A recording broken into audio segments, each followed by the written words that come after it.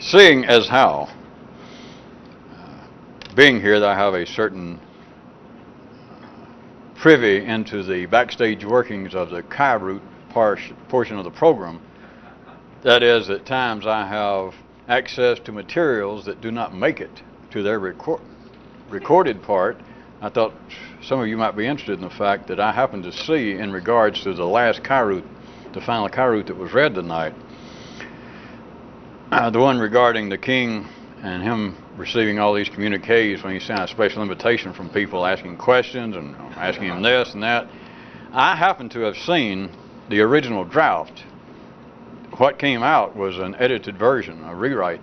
I just thought some of you might be interested. The original draft, after they kept writing to him, expecting, the original said that the king finally sent, not a 5-word, but sent it was a little longer, the original was, that the king finally sent him a message that says, hey, come or don't come, but shut up.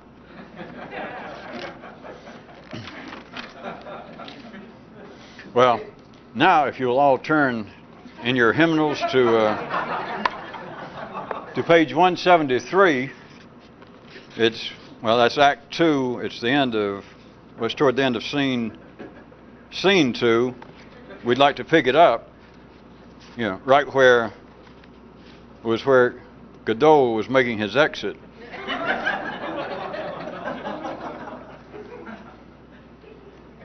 Have I got a misprint in here? Gee. Well, at any rate, if you recall where we were noting how it is that speech has become a sine qua non of absolute primary requirement in the everyday affairs of man, that is now as much in a way that we won't back up and go into, but that you need to see and you can feel it within your own hormones, if not your own brain. Of course, some of you, it's reputed, actually get some hormonal food into the old goo. But we were noting how it is an absolute requirement for everyday contemporary life, and specifically how it is that collective thinking, collective wisdom, is the proper order of the day, and that people, without having any sort of accounting of it up until now, are operating on the basis, everyone at the city level, on the basis that the more minds that are thinking, the more minds that are believing a particular thing, the more is its collective feeling of correctness. There is no way out. There's not supposed to be a way out. That is as I was pointing out, a kind of alternative operational definition of what civilization is. It is even a definition of what progress it is. It is even a definition, if you can see it, of what right now is. It is reality in the secondary world. But I was going to see if you could consider this even a bit further. And in the full sense, secular, profane, everyday, political, in the sense that which seems to be the collective thinking, acceptance of reality at the time, and I do not mean acceptance of reality in some philosophical or science fiction way, wherever you are, if you're a part of the middle class, if you're part of the ordinary, healthy part of life's body there in that neighborhood, and that neighborhood is Irish Catholic or Albanian Muslim, whatever it is, the full spectrum of neighborhood thought, it feels correct, forgetting the ideas as it does exist of the mechanical rebels within their midst, the strays. But within everyone else, there is a feeling of correctness, as much as it is for a sane person to breathe and think, boy, that's just a splendid combination of hydrogen and oxygen and neon. That just the air I breathe is just right. That is the feeling of correctness about whatever people are thinking collectively. But I was going to ask you if you could consider it a bit further. Kyroot already hinted at it tonight. And that is that it is not really a matter of collective thinking. It is really, or collective wisdom, but it's not really collective thinking. It is really a matter of collective conclusions, which is what the king, if you were listening tonight, addressed the subjects. he pointed out to them, we're talking about in a neural land, that our job is not to think, it's to come to conclusions. And that's not sarcasm, that's not cynicism, it is the operational fact of the way things work. That it is not collective thinking. Now, we've used that term for 2 or 3 nights, and so everyone's had a full time ability to consider it, to accept it, and so now, screw it. It's not collective thinking. That is not what goes on. Not in the sense that we can compare it to something else. Well, why don't you do it? Well, all right. Geez, I hadn't thought about that. It is not collective thinking going on. It is collective conclusioning going on. It is, if you'd like to put it another way, or to look at it, it's part of the neural mob's job is simply to come to conclusions, and rather than it being a matter of, look at it as a contest, rather than it being a matter of a stable noun, it becomes like a competition of a stable noun versus an ongoing verb. It becomes a matter on a wider range of it being conclusions, collective conclusions versus revolutionist thought, which is what this sort of stuff could be called, vis-a-vis, do-so-do, with all what goes on in the ordinary world. What goes on in the ordinary world is collective conclusioning. Now, it may seem to be thinking, and from their view, that is not untoward to call it that, and it seems to be that they're always searching. But notice, as each day concludes, as the sun sinks inside of each individual's neural goo field, there is a feeling of some conclusion. Even if you're working on a problem, even if you're trying to find the answer to some equation. At the end of each day, take that figuratively, the sun sets and you've reached some conclusion. If no other conclusion, geez, I'm so tired, I'm going to have to get some sleep and work on this tomorrow. It is a matter of conclusions. There would be no secondary world, there'd be no intellectual life of man were it not for conclusions. Whereas, to verbally compare it, this sort of thing would be the opposite. That the only good conclusion is a dead conclusion, or only dead conclusions are acceptable conclusions, or only finished equations are real equations, and only real equations are dead equations. Okay, you don't like that? How about for all of you Mayberry, all of you Sheriff Fife, Deputy Fife grammatical fans, how about this? Look at it as a contest between a reliable object and a nervous activity. You didn't like any of those contests. I guess some of you were waiting for me to try to drag in something having to do again with professional wrestling. Some of your minds only seem to perk up when it gets to be something about steel cage matches and some kind of mass neural team from New Zealand or...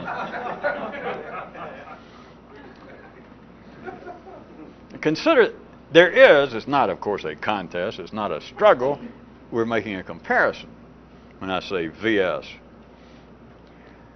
That it is, at the ordinary side, would be collective conclusions versus revolutionist thinking. It would be stable nouns versus ongoing verbs. It would be reliable objects, speaking grammatically in a figurative sense, reliable objects versus nervous activity. It would be, well, the clock's running out, and so I'll conclude, versus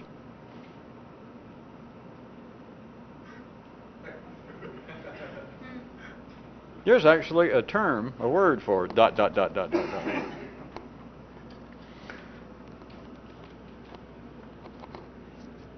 All right, let's look back at one more Kyroot. It was the seminal source of where we started this several nights ago, the expanded version, if you recall, that went to grow is to become more complex, semicolon, man makes life more complex. and that just slid by a few nights ago out of the mouth of Kyroots. But consider what it is saying. Y'all remember it. To grow is to become more complex. We've been using that with the full version where this started. To grow is to become more complex. Man makes life more complex. The tacit part of that is saying, the note is, that man makes life more complex.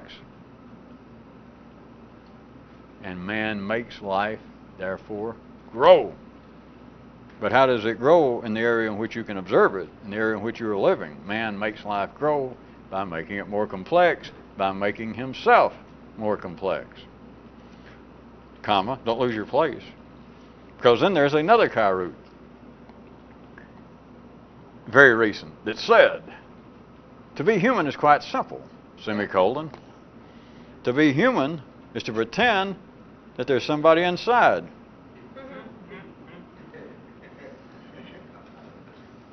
Now tell me, what could be more of a complexing than to actually pretend that there's somebody in there? Now, if it is man's job in life to make things more complex so that life will grow, by God, I ask you, what could be more complex than pretending that there's somebody in there?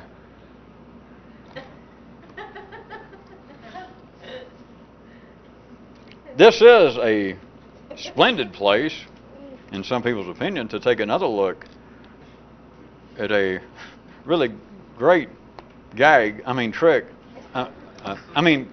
philosophical idea. That was it. Regarding the benefit of knowing thyself.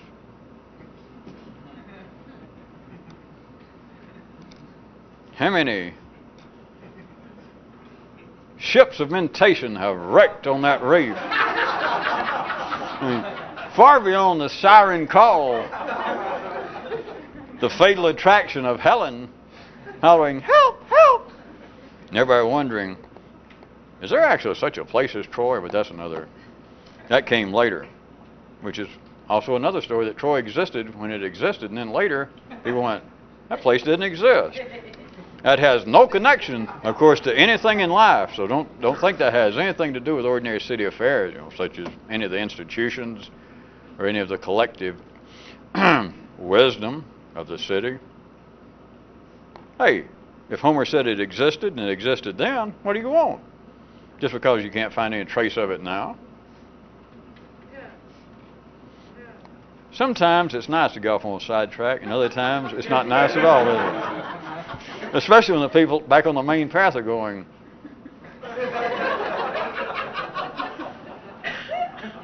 but it's not my fault. The Department of Interior or the Parks Department do not furnish guides for this, or I'd bring them out.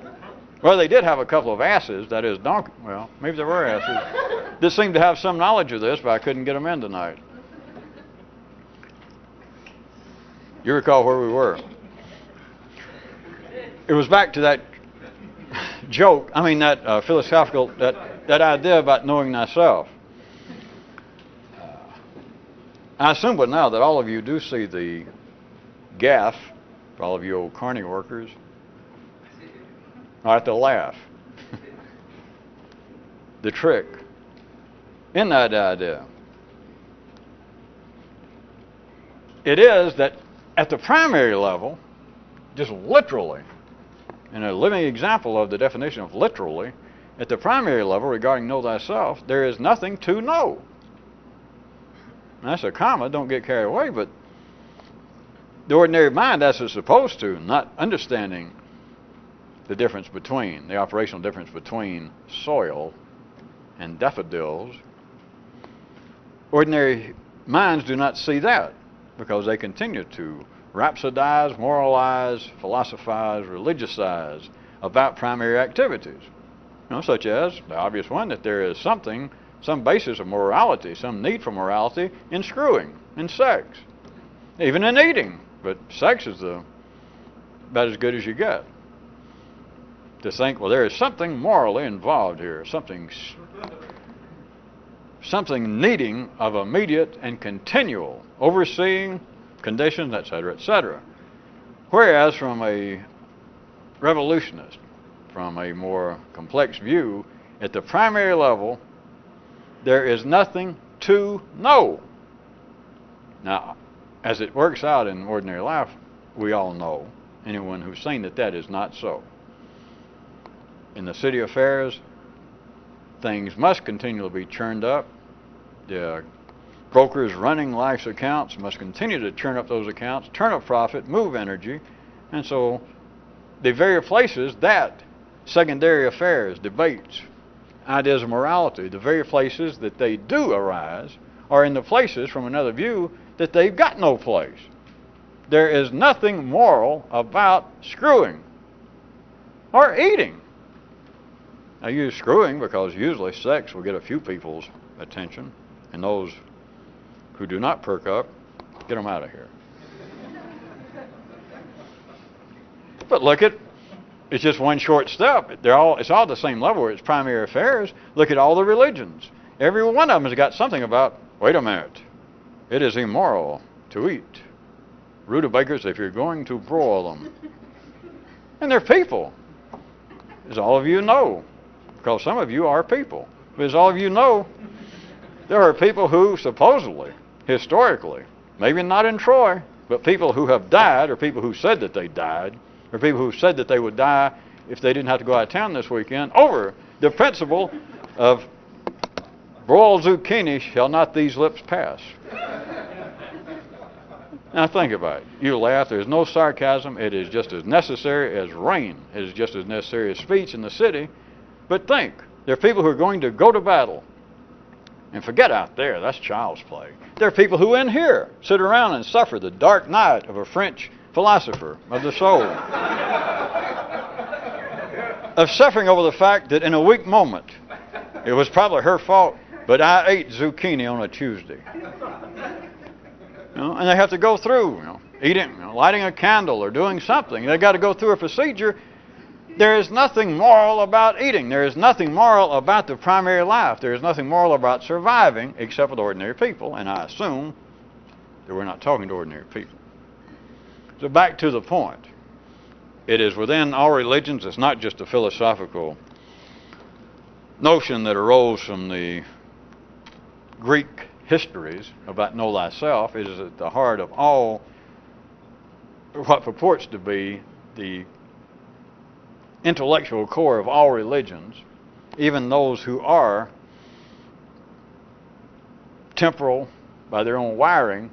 They still think that there is something important about know thyself, even if those words never pass their lips, because anyone who will talk about I instead of what's happening, anyone who's going to tell you what kind of guy they are involved, perhaps unbeknownst to them, which tell me something else new, they're involved, they're operating under the auspices of the need, the tacit drive to know thyself. Why else do people talk about themselves? They're not trying to tell you, and this is not psychological, it's moving of energy, but it would appear to be, even at the psychological level. Why would anybody tell you, well, hey, that's interesting what you guys are talking about, because I was just thinking, and here it comes. He's not going to tell you, it's not important what somebody's thinking. What they're trying to do is know thyself.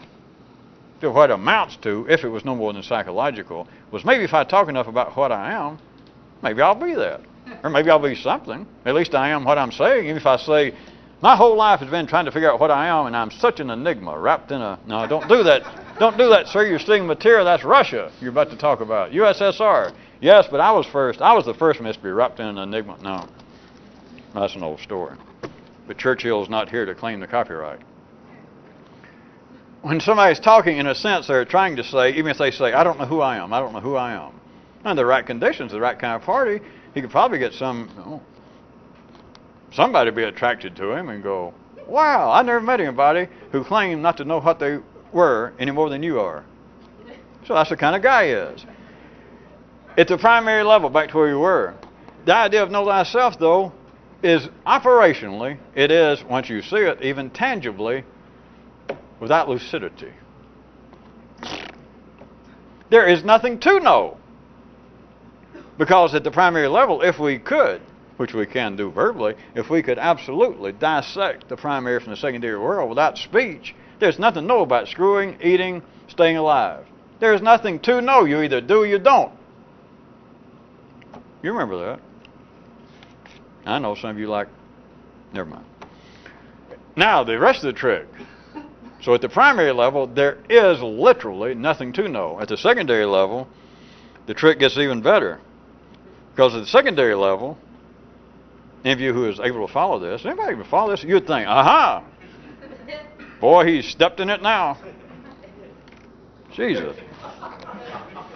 At the secondary level, the trick gets even more. I wanted to say fascinating, but I never can pronounce it. At the secondary level, here we go, is man's, because you'd think, well, wait a minute, at the primary level it won't work. It is a trick because there's nothing to know. Ha-ha, you can't go further. What do you think I got this finger for? Because at the secondary level, here's what you have. Not the opposite. At the secondary level, what you're confronted with then, still vis-a-vis the dictum of know thyself, the benefit of knowing thyself. At the secondary level, what you're faced with is an ordinary man's mind is but nothing more than a product of collective thinking already. And thus he is not, at the secondary level, anything individually. Certainly not sufficiently separate from collective thought for there to be anything to be known. What is there to know? There was a Kyroot that slid by last time we met that had to do, in a certain way, that a revolutionist would understand one thing about his mind back at the ordinary level, back in the old neighborhood, and that is that his mind wasn't his to start with. You don't see the connection. At the primary level, I could even make ordinary minds agree to this, whether you followed it or not, that at the primary level, once they understood what I meant, there is nothing to know. Ordinary people might even want to say, well, you're talking about the subconscious level, you're talking about even down at the motor skills level, you're just talking about down at the primary beastly do-or-die level. Okay. And they might say, oh, you're right, there is nothing to know, but that's not man. And they'd say, all right, you got to go in the area you're calling the secondary. Right. But then do you see, part of the great gag, you get there and there's nothing to know. Because all there is there at street level, back at the city level, the only thing that there is to know there is a product of collective thought. Nothing wrong, but that's all it is.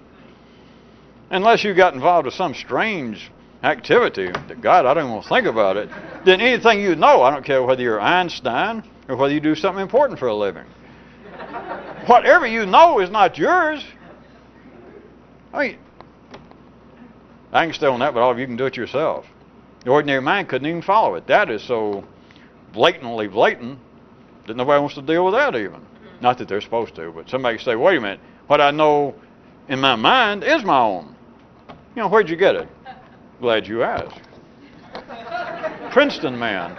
So you got it at Princeton. Well, I studied there. But I did some reading on my own. Oh, so you read somebody's book? Well, yeah. But then I thought on my own. I thought on my own. Where'd you get the words? Well, you're being silly. I mean, all the words I know, English is my one and only language, and right here in the trusty dictionary. At the ordinary level, no one's mind is their own. And we just can't stay there. There's nothing to prove because ordinary intelligence is not even supposed to see that because not because it's supernatural or because it is something that I brought back on my last trip to Zanzibar. I won't do any more, will it? You people are too hip. My last trip to Venus. It just won't do because the ordinary mind will hear, wait a minute, if it could hear it, if I could in some way make the energy work in such a way that an ordinary mind would hear what I just said, what would it do? It'd just drive people bonkers. Or literally would. If what I'm describing is a fair verbal treatment, and if I could make somebody realize, wait a minute, my mind, the very thing that seems to be I, the thing that seems to be someone in here, you're right. It's not mine. What would an ordinary person do with that? I mean, they'd fall apart. I mean, they'd just go to pieces. From there, it's just one step, and they'd be wanting to go to bus driver school or something, or become a minister or a psychiatrist.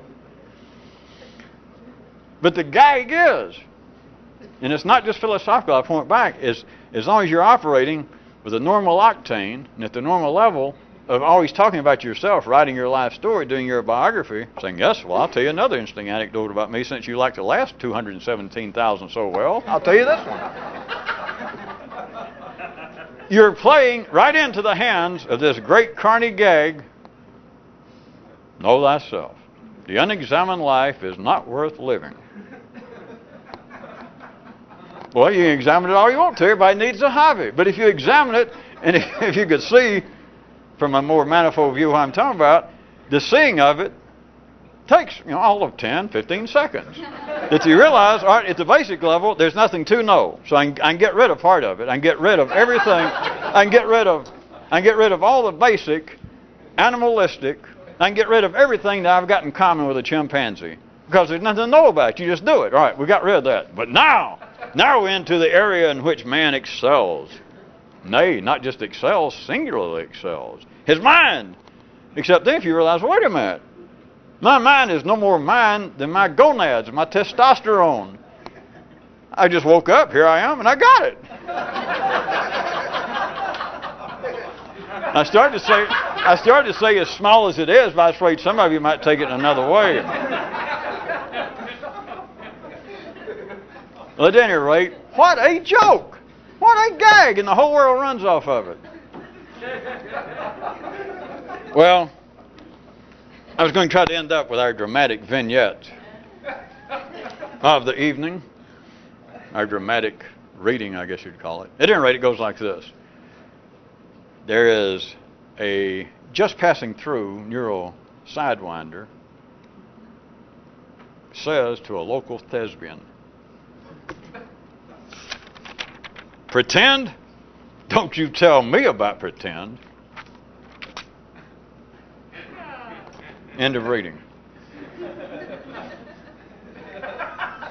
Didn't take as long as I thought. Well, I was sort of counting on an audience response of several minutes throughout the tape. Not to worry. A neural sidewinder is always, if anything, prepared. And there is something we could do. I guess we can wrap up some of this Wild West parabolicalism and say that as we ride off, we could take a parting glance at something. Just for fun. Is besides what we have so often been sketching out of referring to man's ordinary bi-level world of the primary and the secondary, we could take note, just for fun, we could take note of two additional, besides the primary and secondary, two additional realms. Oh, two additional realms. Not to be confused with 3 minutes. Two additional realms. Besides the primary and the secondary, we could call, it has to do with this planet, this 3D existence, we could call these additional realms, the first, the subprimal.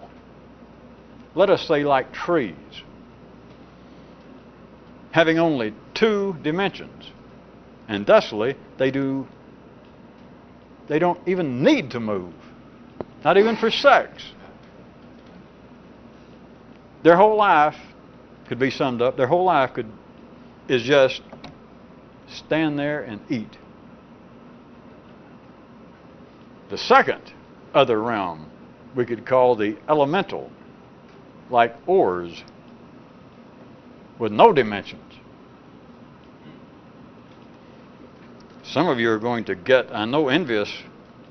That's why I'm glad that I saved this to last, because I don't have to deal with it. Because I know some of you are just going to, as philosophers in Mississippi say, your pants are going to catch on fire. Because at the elemental level, which it does exist, it's just not normally noted, and I'll leave it to you why no one's ever noticed it, and even I've never brought it up. But like ores, with no, in the temporal sense, and with no dimensions, which is why and how they can just lay there and smile.